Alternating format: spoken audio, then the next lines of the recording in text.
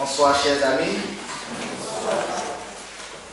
Que le Seigneur, notre Dieu, vienne vous bénir. Ça fait un bon moment que nous sommes ensemble et je crois que nous sommes bénis parce que je vous dis que c'est une grâce d'être ensemble et d'apprécier les promesses du Seigneur. Comme hier nous l'avons vu, il y a des gens qui ont espéré avoir ces moments, mais ne l'ont pas eu. C'est une grâce.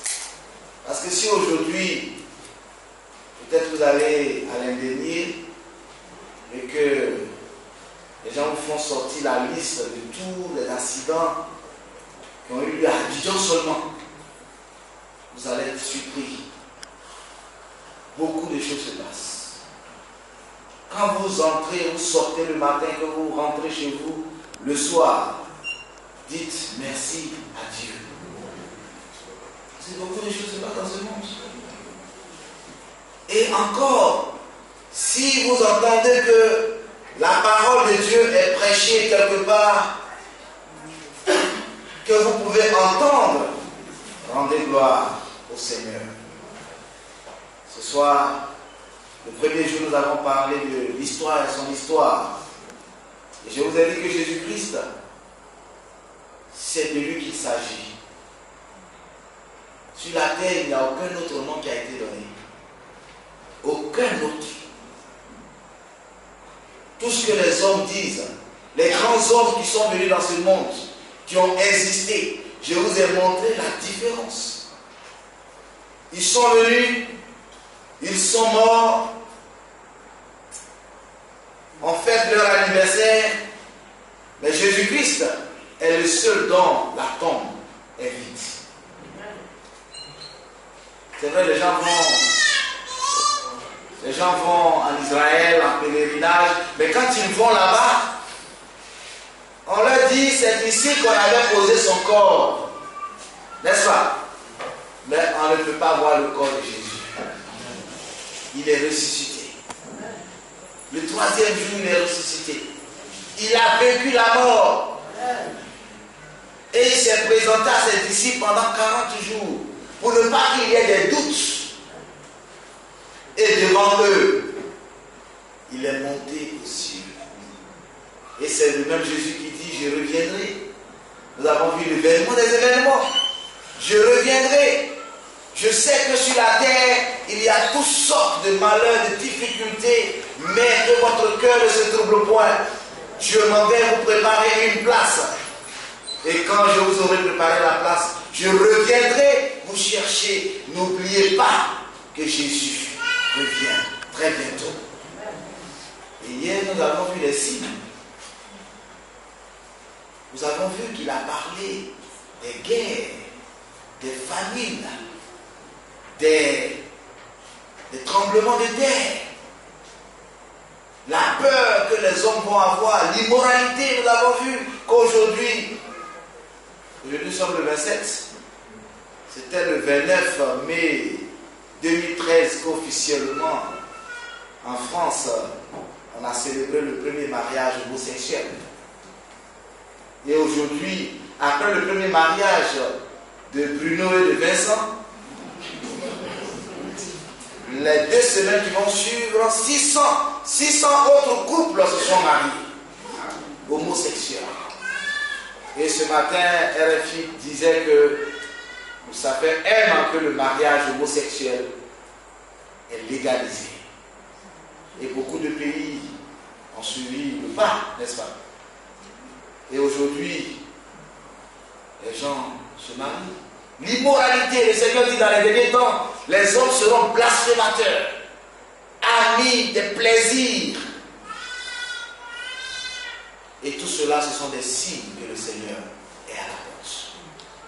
Nous avons dit que ce sont des signes à ne pas ignorer. Alors devant tout cela, la question que vous devez vous poser, la question que je dois me poser, puisque Jésus revient, mais quand il va revenir, Certains croient qu'il vient et puis c'est fini, nous allons au ciel. Non. Tout le monde n'ira pas au ciel. Malheureusement. On prêche la grâce, mais le Seigneur a dit, le Fils de l'homme, quand il viendra, il mettra les boucs à sa gauche et les brebis à sa droite. Cela signifie qu'il y aura une scission, il y aura une différenciation.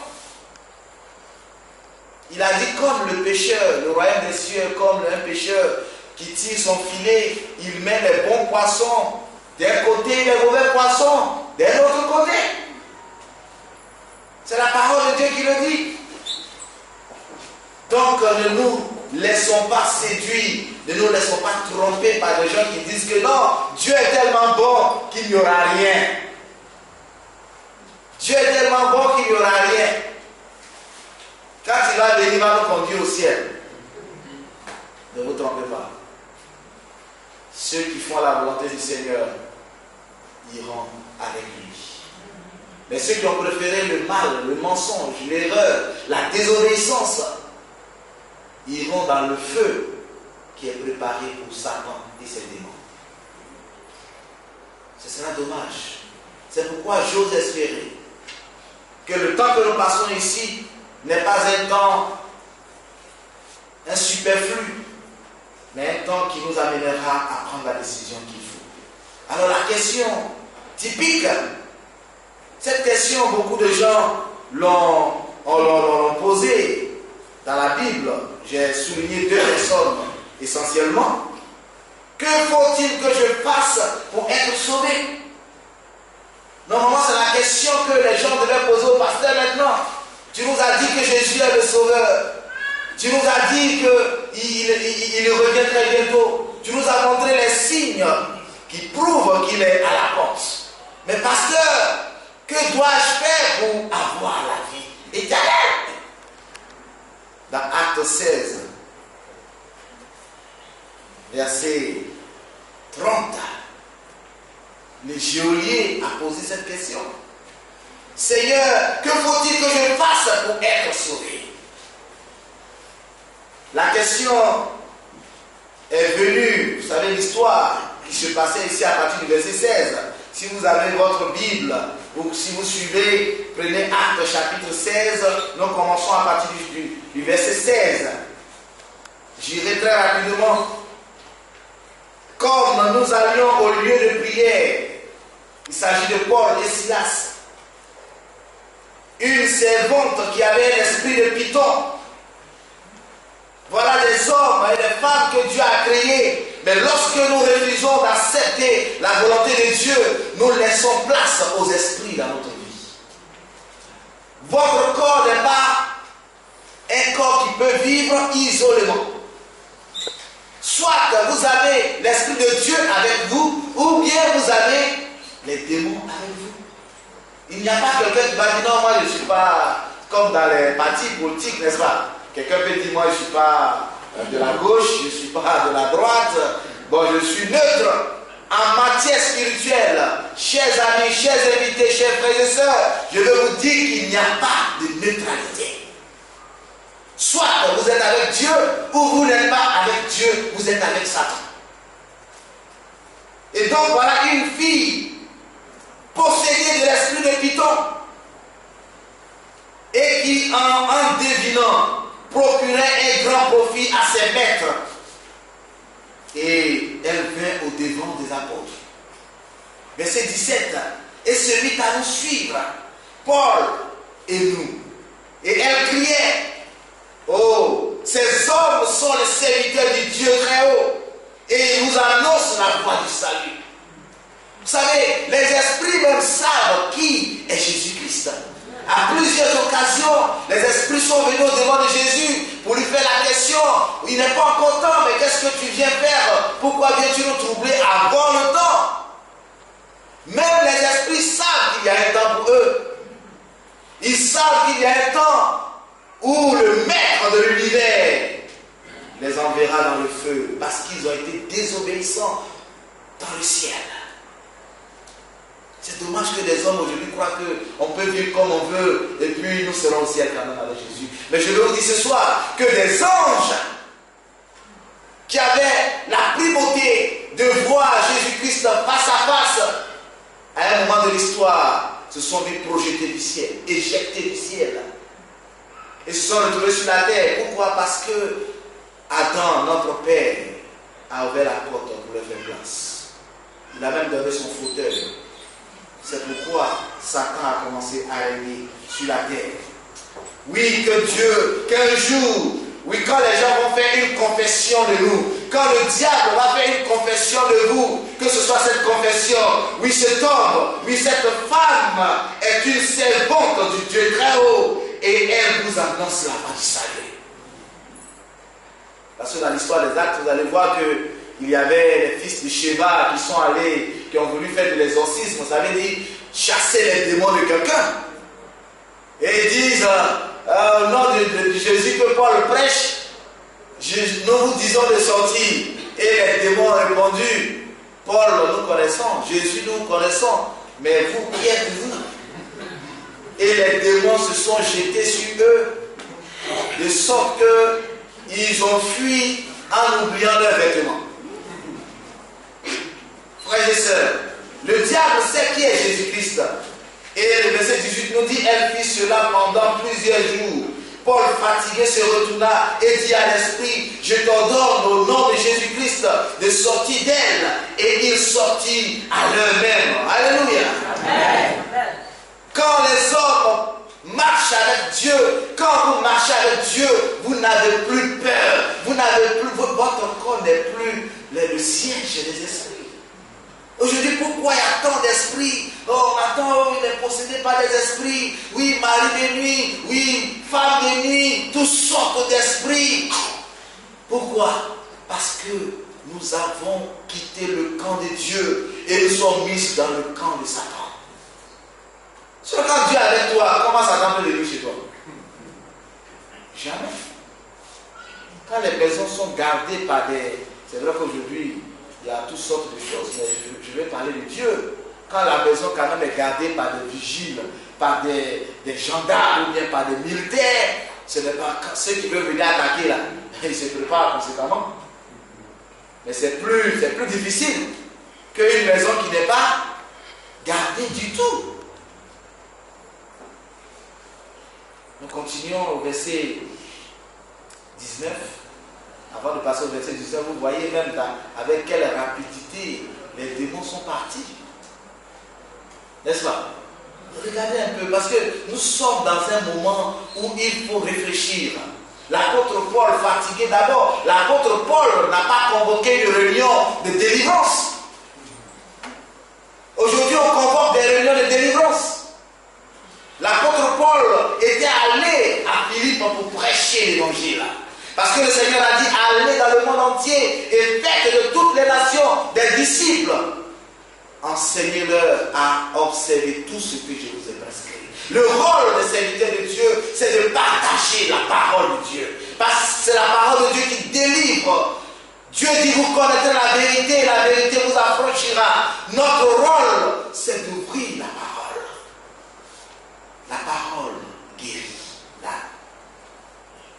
Et parce que cette fille, certainement Dieu voulait même sa délivrance. Parce qu'à des moments, les gens vous mettent dans une situation pour vous exploiter. Mais Dieu qui est tellement bon, sans que le démon même le veuille, commence à dire des choses. Et l'apôtre se retourne et dit, Paul fatigué. Vous voyez, Paul fatigué, parce qu'elle criait seulement. Ces hommes sont les serviteurs du Dieu très haut. C'est elle qui faisait l'évangélisation maintenant. Et Paul tourne, se retourne et dit à l'esprit. Paul ne pose pas de questions à l'esprit. Comme aujourd'hui, on pose des questions aux esprits. Comment tu t'appelles? Comment tu es arrivé? Et les hommes se mettent à dialoguer avec les esprits. Mais Paul n'a pas ce temps, parce que son temps, c'est de prêcher la parole de Dieu. Paul dit, il tourne et dit, je t'ordonne au nom de Jésus-Christ de sortir d'elle. Et il sortit à l'heure même. pas 45 jours de jeûne et prière. Ayons les yeux pour lire la parole de Dieu. Pour ne pas qu'on nous trompe dans notre vie. Les gens s'en vont faire des mois dans des camps de prière que j'appellerais des camps de concentration. Parce que souvent, ils n'ont même pas de l'eau à boire. Tout s'achète. Votre couchette, vous l'achetez. Vous payez votre séjour. L'eau, vous payez. Toutes sortes de choses. Et souvent, vous repartez de là-bas, pas avec une guérison, mais avec encore des démons. Mais venez à Jésus. Il dit, vous tous qui êtes fatigués, chargés, venez à moi, je vous donnerai le repos. Amen. Le Seigneur est là. Il dit, venez à moi. N'allez pas ailleurs.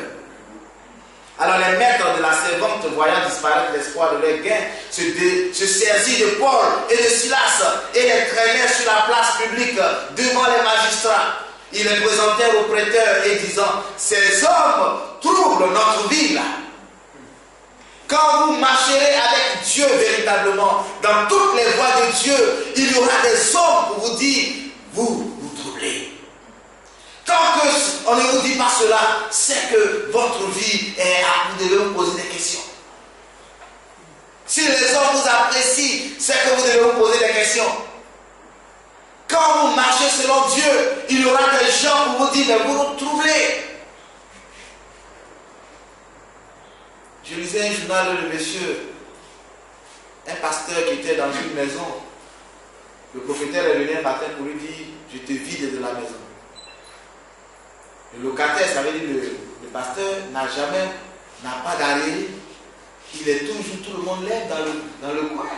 Il paye la maison, il paye son loyer, tout son mec. Le féticheur, on dit le propriétaire de la maison, c'est un féticheur. Il est venu dire, je te vide. Le monsieur dit, mais pour quelle raison? Il dit, je te vide. C'est tout, je te vide, c'est ma maison, il faut partir. Tu as 3 mois pour trouver d'autres maisons et puis c'est fini. Tant que vous êtes aimé des gens, vous savez, hier je disais, mais quand une jeune fille est parmi d'autres jeunes filles, quand vous vous comportez bien, les autres vont vous donner toutes sortes de noms. La Vierge Marie, la sœur, vont même te taquiner. Ils vont mettre des... Je me rappelle un jeune garçon qui était bien à l'église.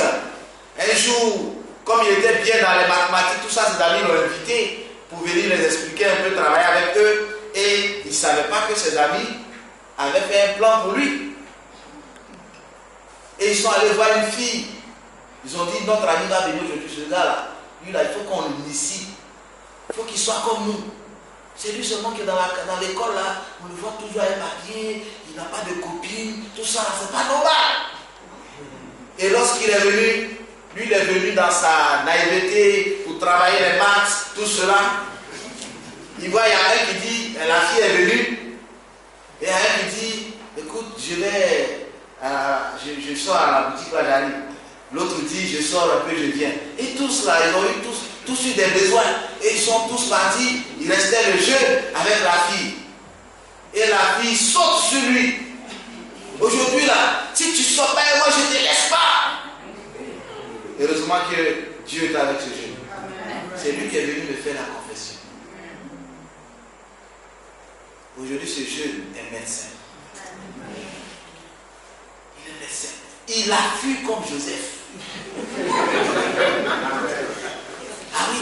Et quand ses amis sont venus, après ils sont revenus après 1 heure comme ça, pensant que le coup était joué. Et ils ont vu la fille a dit vraiment votre gars, c'est un fou gars. Mais c'est un bon gars pour Dieu. Vous comprenez mes frères et mes sœurs? Quand vous voulez marcher avec Dieu, il y aura toujours des gens pour vous créer des problèmes. Et ils vont vous accuser. C'est vous qui troublez notre vie là. Quand les hommes de Dieu vont se lever pour dire au monde que vous avez transgressé la loi de Dieu, on dira que ce sont eux là qui troublent l'ordre public. On conduira les pasteurs en prison. On viendra les menotter dans les églises. Parce qu'on dira, ils troublent l'ordre public. Et nous sommes prêts frères, ne vous en faites pas. Nous allons prêcher la parole. Même si nous sommes flagellés comme les apôtres. Au verset 21, on dit, ce sont des Juifs qui annoncent des coutumes qui ne nous est pas permis ni de recevoir, ni de suivre à nous qui sommes Romains. Oui, ce sont des Juifs. Les Juifs, ça signifie des croyants qui annoncent quoi? Des coutumes. Ce que la Bible nous annonce, c'est le contraire de ce que les gens vivent. Et si vous êtes dans un mode de vie, dans un style de vie qui ne concorde pas avec la Bible, alors ce message est le vôtre. Ils annoncent des coutumes qui ne nous est pas permis ni de recevoir, ni de suivre. Des gens qui se catalysent, ils sont bloqués eux-mêmes, ils ne veulent pas accepter. Et la foule, verset 22 dit, la foule se leva aussi contre eux, et les prêteurs, ayant fait arracher leurs vêtements, ordonnèrent qu'on les bâtît de verges. Et après qu'on les eut chargés de coups, au verset 23, ils les jetèrent en prison. Oh frères et sœurs, la Bible nous parle. Aujourd'hui, des gens disent que quand on marche avec Jésus, on n'a plus de malheur. C'est ce même Paul qui a regardé la femme qui a dit en une seule phrase, esprit sort de cette fille. Et l'esprit est sorti. C'est ce même Paul qu'on a flagellé. On l'a roué de coups. On les a jetés en prison. Quand des gens disent que quand on est avec Dieu, on ne doit pas, dès qu'on accepte Dieu, quand vous acceptez Dieu, que des petites choses, des difficultés apparaissent dans votre vie, ne dites pas que, oh, ce n'est pas le chemin. Il y a des gens qui m'ont dit ça, dès que je me suis baptisé, j'ai commencé à avoir des difficultés. Oh, ce n'est pas le chemin. C'est pourtant le chemin. C'est la raison pour laquelle le diable se lève contre vous. Alors, on les jeta en prison, en recommandant aux geôliers de les garder sûrement. C'est là que vient l'histoire du geôlier. Les geôliers ayant reçu cet ordre, les jeta dans la prison intérieure. Ça veut dire qu'il y a plusieurs niveaux de prison. Ils sont tellement dangereux. Pas plus dangereux que des gens qui prêchent la vérité de Dieu. Parce qu'ils bouleversent la ville. Ils sont plus puissants que les politiciens. Leurs paroles changent les êtres. Quand ils prêchent, le voleur devient un homme honnête. Quand ils prêchent, les prostituées deviennent des femmes, des épouses fidèles. Ils sont plus dangereux. La parole de Dieu est une épée à double tranchant. Cette parole change les drogués. Cette parole change les ivrognes.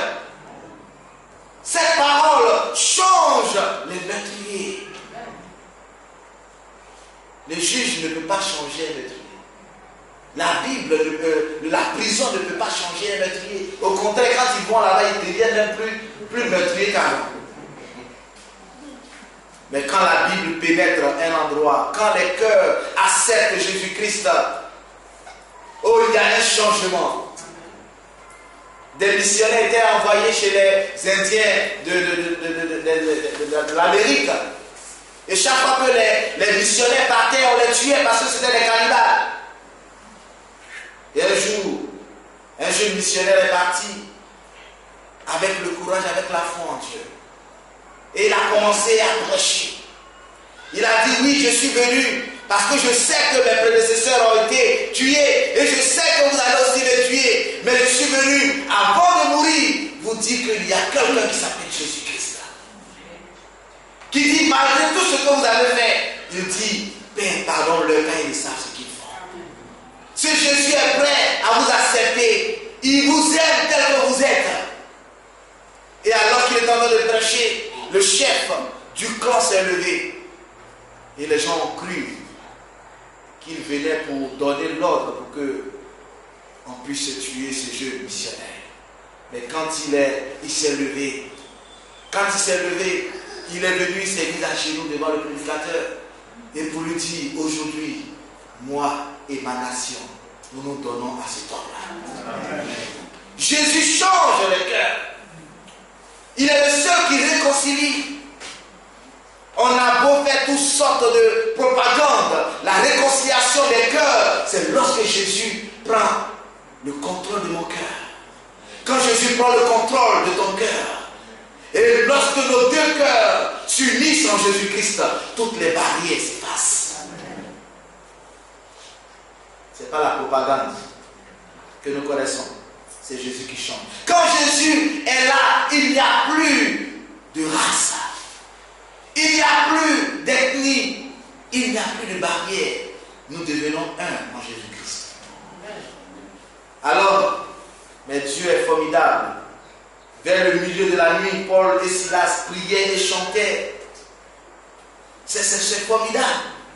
C'est dommage quand nous avons quelques difficultés. C'était une belle occasion pour Paul et Silas pour dire à Dieu, écoute, nous sommes fatigués de tes choses là. Tu dis que si on vient à toi, nous ne serons pas à la queue, nous serons à la tête. Pourquoi je suis en prison? C'est ce qui nous arrive. Jeunes de maintenant, quand nous acceptons Jésus, que quelques épreuves s'élèvent dans notre vie, nous commençons à douter de notre Dieu. Parce qu'on nous a dit que quand on avait Jésus, on n'a aucun malheur. Jésus n'a jamais dit ça. Jésus a plutôt dit, si on a traité le bois frais de cette manière, quand sera-t-il du bois sec?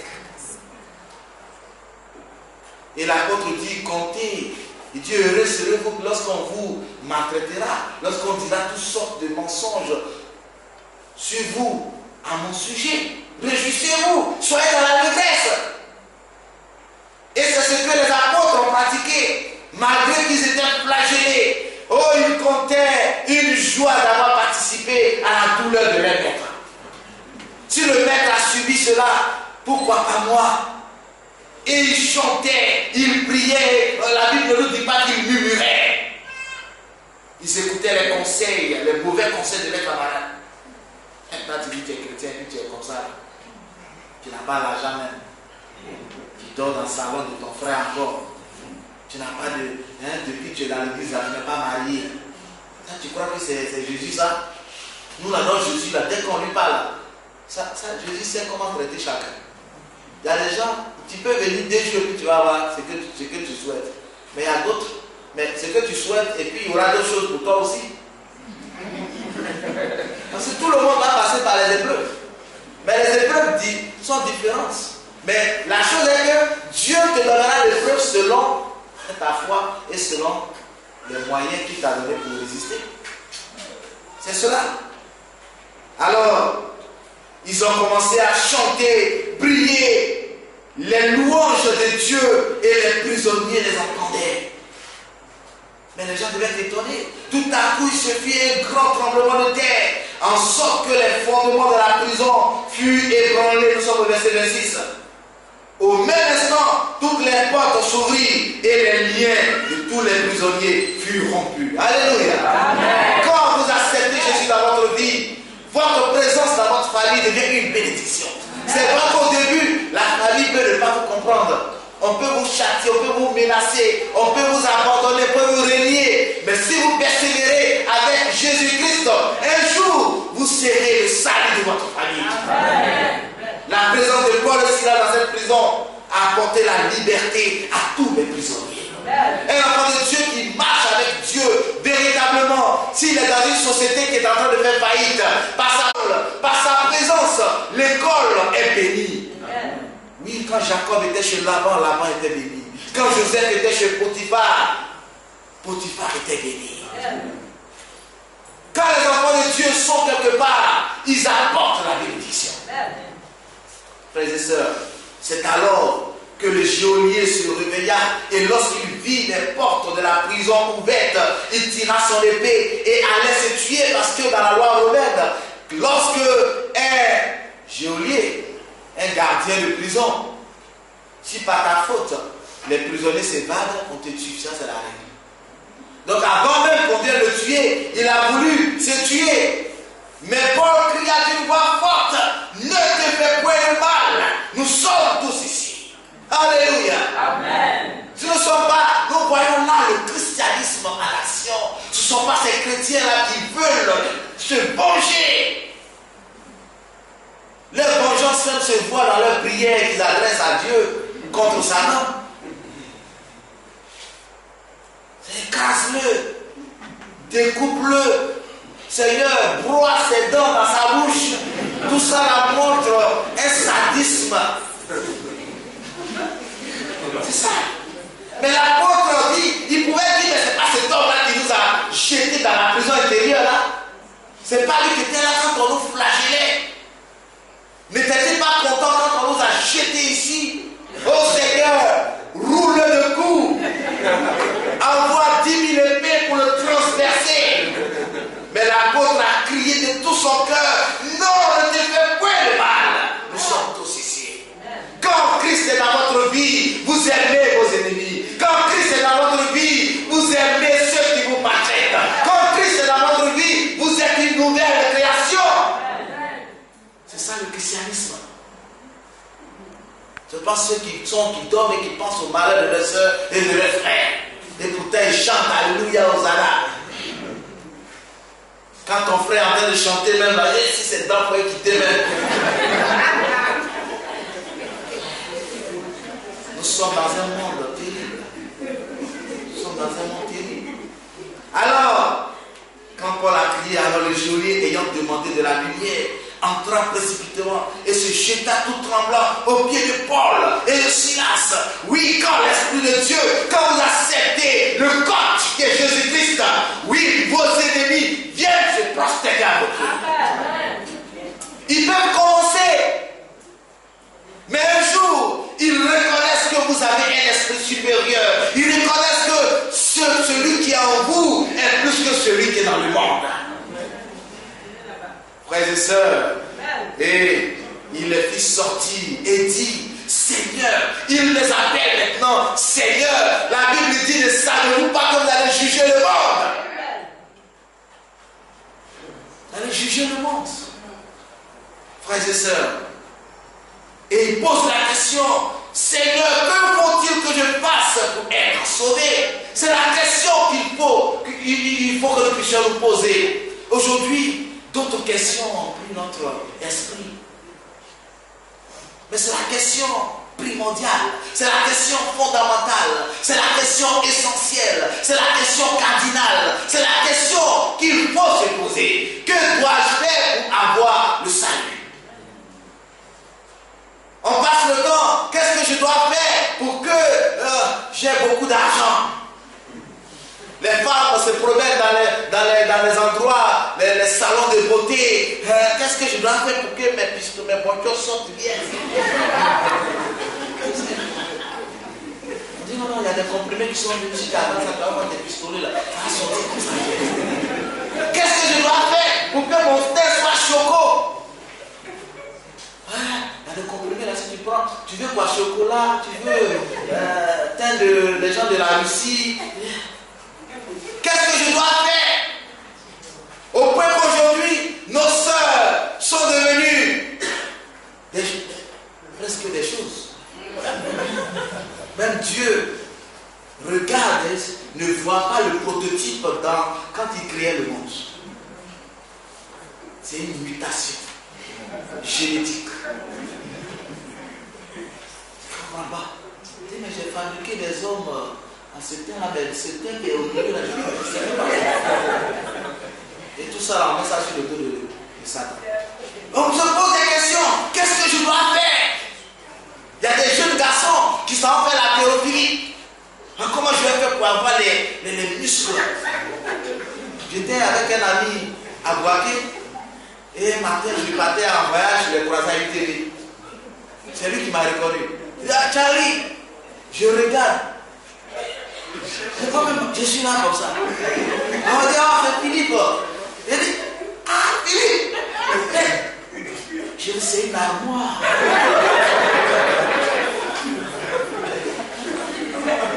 Des jeunes. Il veut devenir les Mark Tyson, il veut devenir les Holyfield, il veut devenir les Foreman. Ils savent se saouler. C'est pas ça la question. C'est pas ça la question. Qu'est-ce que je dois faire pour que les filles m'appellent Choco? Des gens changent leur voix, des coiffures, toutes sortes de choses. La question essentielle, que dois-je faire pour être sauvé? Est-ce que tu t'es posé cette question, mon frère? Est-ce que tu t'es posé cette question, ma soeur? Parce que le monde est en train de passer. Pour être sauvé, parce que je ne peux pas partir sans te dire comment tu es sauvé dans quelques minutes. Il faut d'abord que tu collabores avec Dieu. Le salut vient d'abord par une collaboration avec Dieu. Je vais donner des tests, mais pas nécessairement que je les lise. Quand Jésus-Christ est venu, Jésus demande, veux-tu être guéri? Dans Jean 5, verset 6. Veux-tu être guéri? Le Seigneur, malgré sa puissance, on dit qu'il est tout puissant. Mais est-ce que vous savez que là où Dieu n'a pas de puissance, c'est d'aller contre votre volonté? Dieu ne peut rien faire contre votre volonté. Dieu ne peut pas sauver celui qui ne veut pas être sauvé. Le Seigneur Jésus-Christ dit, je me tiens à la porte et je frappe. Si quelqu'un entend ma voix, s'il ouvre, vous savez, la porte de votre cœur, c'est à vous seul de pouvoir l'ouvrir. De l'extérieur, on ne peut pas l'ouvrir. Et Jésus est là. Et aujourd'hui, il dit, je frappe. Si quelqu'un entend ma voix, aujourd'hui, il y a tellement de bruit dans ce monde. Vous empruntez un bac, vous êtes dans un taxi, ce qui sort qu'on appelle la musique du tintamarre. Tellement de bruit. Tellement de bruit. Que souvent, il est difficile d'entendre la voix de Dieu qui vous appelle. Il dit, mon fils, le temps presse, il frappe à ta porte, ouvre-moi la porte. Quand quelqu'un vous donne un bon conseil, c'est l'Esprit de Dieu qui est en train de vous parler. Reviens de ta mauvaise route. Mon jeune frère, la route de la pédophilie que tu as empruntée, laisse ça, je vais te pardonner. Il dit, si ton péché est noir comme le cramoisi, viens. Viens. Viens. Si tes péchés sont comme le cramoisi, je les rendrai plus blancs que la neige. Dieu plaide avec toi. Si tu as emprunté le chemin de l'homosexualité, le Seigneur dit, viens. Je ne te juge pas comme le monde te juge. Je ne suis pas venu pour te lapider. Je suis venu afin que mes brebis aient la vie et la vie à l'abondance. Viens. Oh ma fille, viens. Même si tu as eu 8 copains, si tu as eu 10 copains, même si tu es sorti avec le mari des gens que la société te rejette, moi je ne te rejette pas. Viens. Il faut que vous puissiez collaborer avec le Seigneur. Il faut que vous puissiez croire au Seigneur Jésus. Oui, à la question qui a été posée, Jésus, les apôtres ont répondu au verset 16, le chapitre 16 de Actes, le verset 30, 31. Paul et Silas répondit, crois au Seigneur Jésus et tu seras sauvé, toi et ta famille. Crois au Seigneur Jésus. Je ne parle pas de cette croyance superficielle. Non, on croit en Jésus. Ça, c'est ce que les gens disent. Tu vois, quelqu'un même, je me rappelle ce jour, j'étais dans un baca où j'étais prêt à descendre dans le baca. C'était le jour de la Pâque. Et cet homme était ivre à mort. Et il disait dans le baca, on dit que il rôte et puis ça pue là. Quelqu'un s'est plaint là. Il dit, ah, en fait, Jésus. C'est Jésus qui a transformé l'eau en vin, non? Ici, on a qu'à boire.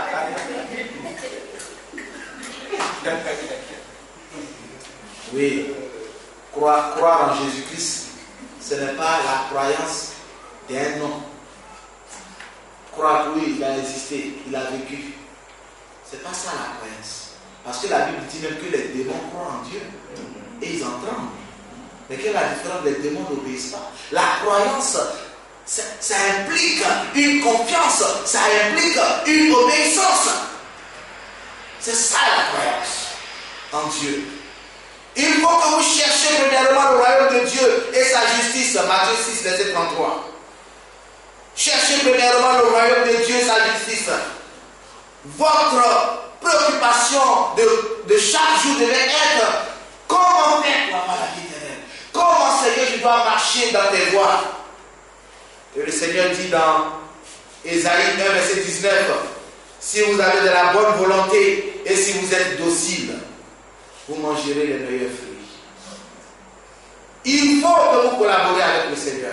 Si vous voulez avoir la vie éternelle, vous ne pouvez pas être du côté de ceux qui discutent, de ceux qui ne veulent pas écouter la Bible, de ceux qui ont leur opinion personnelle. Il vous faut collaborer. Si vous collaborez maintenant, vous devez reconnaître votre besoin du salut.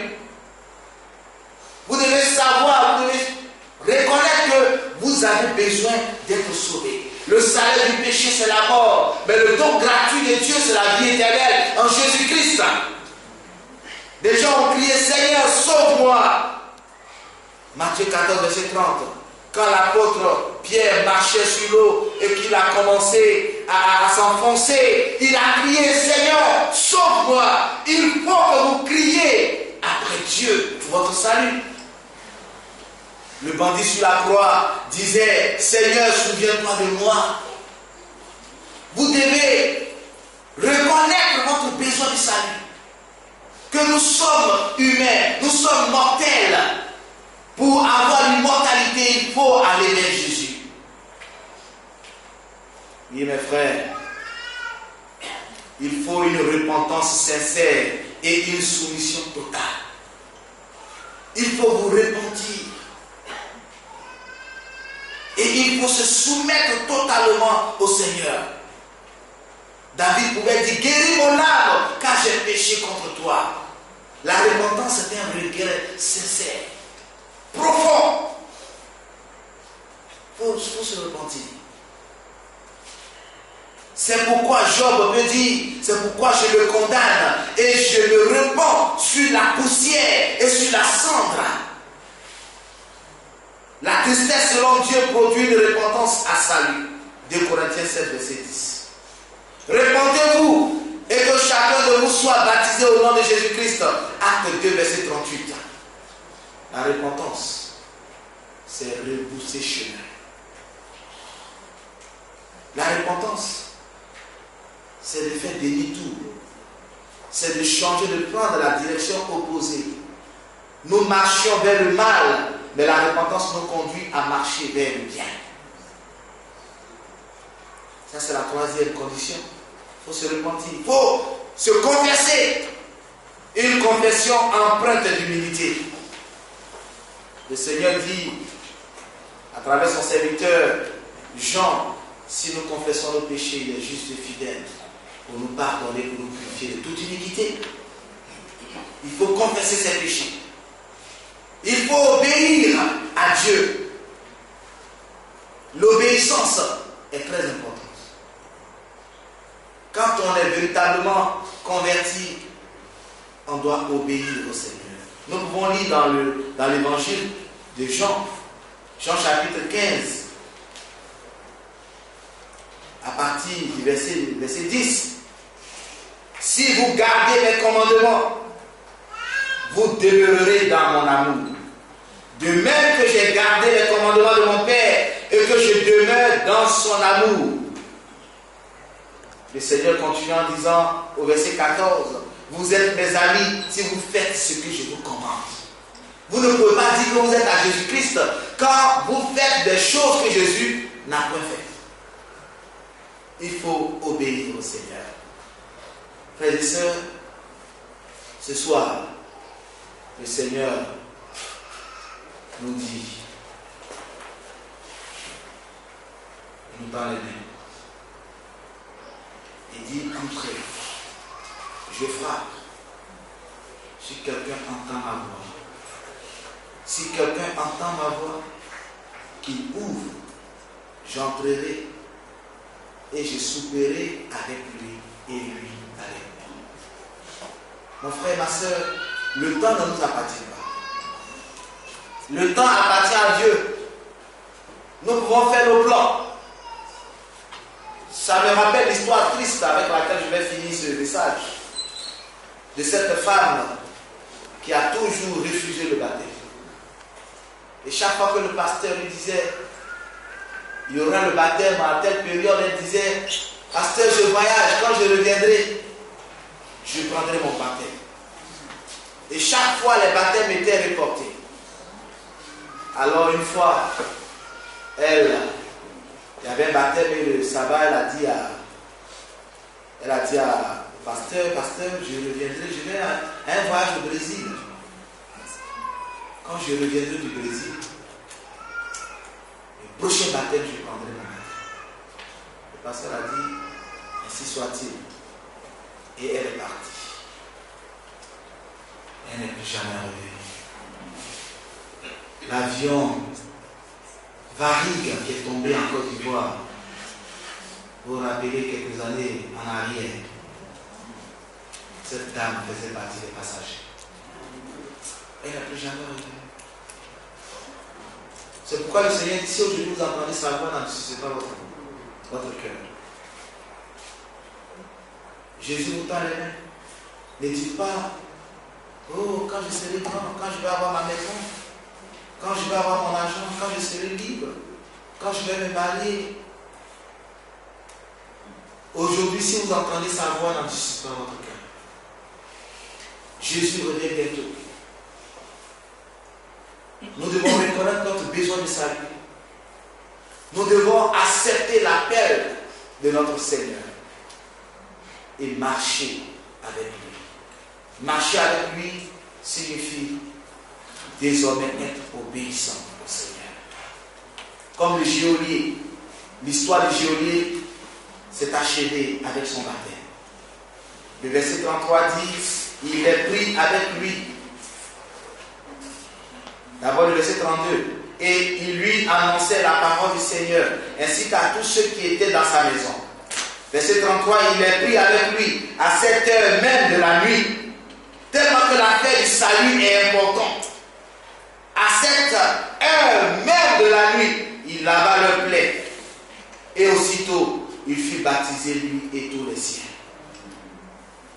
Et verset 34, les ayant conduits dans son logement, il leur servit à manger.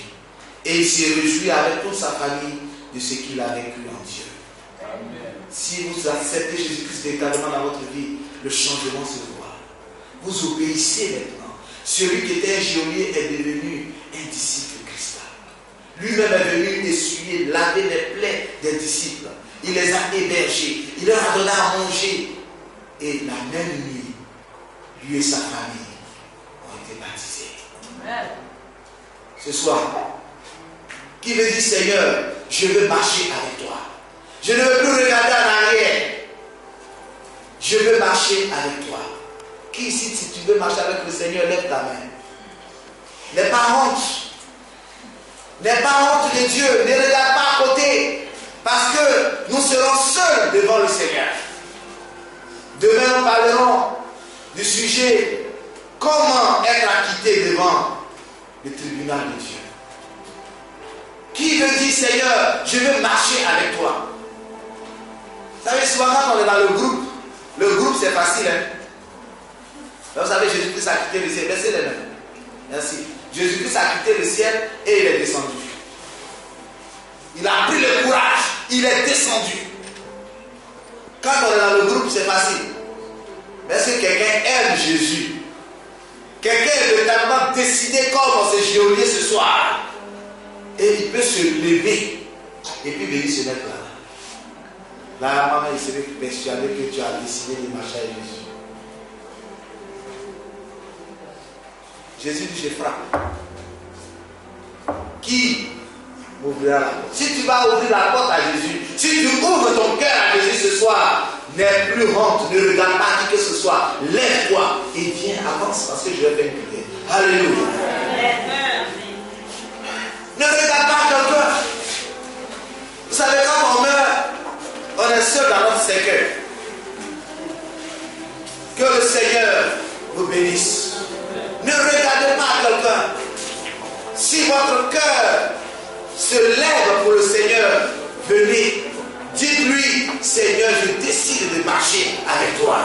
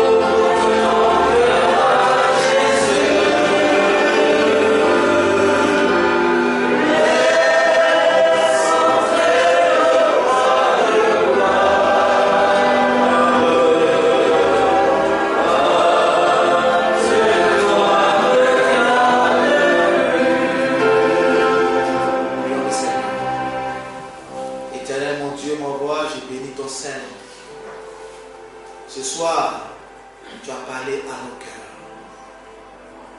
Et nous sommes levés sans honte. Parce que tu as dit, celui qui aura honte de moi, je honte de lui devant mon Père. Mais celui qui me confesse, je le confesserai aussi devant mon Père. Tes enfants se sont levés. Seigneur, prends leur faible foi. Et viens toi-même, Seigneur, les fortifier. Les fortifier pour que leur marche avec toi soit réelle. Afin que le jour où tu descends encore, il fasse partie de toute cette couronne qui montera au ciel avec toi. Bénis chacun d'eux et accorde ta grâce à toute ton Église. Dans le nom de Jésus-Christ, Seigneur. Amen. Amen.